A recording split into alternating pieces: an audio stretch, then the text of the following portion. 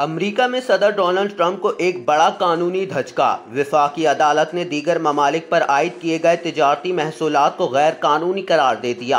बुध के रोज अमेरिका की अदालत बराए बैनुल-अक़वामी तिजारत ने अहम फैसले सुनाते हुए कहा कि सदर को दीगर ममालिक पर यकतरफा तौर पर टैरिफ या तिजारती महसूलात आयद करने का इख्तियार हासिल नहीं।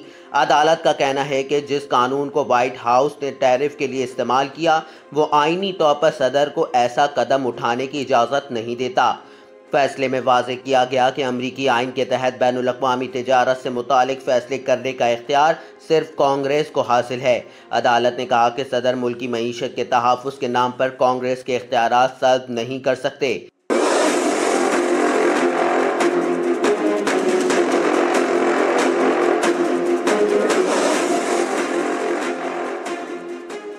ये मुकदमा लिबर्टी जस्टिस सेनेटर की मुआवनत से उन 5 दरामदी कंपनियों की जानिब से दायर किया गया था जो इन ममालिक से अशिया मंगवाती हैं जिन पर ट्रंप इंतज़ामिया ने महसूलात आयद किए थे।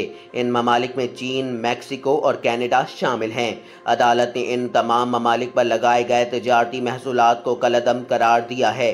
ट्रंप इंतज़ामिया ने मौक़िफ़ अपनाया था कि इन ममालिक से अमरीका में मंशियात और गैर कानूनी तारिकीन वतन आ रहे हैं। उधर अदालत के फैसले के खिलाफ ट्रंप इंतज़ामिया ने अपील दायर कर दी है जिस पर आइंदा हफ्ते में कार्रवाई मुतवक्के है।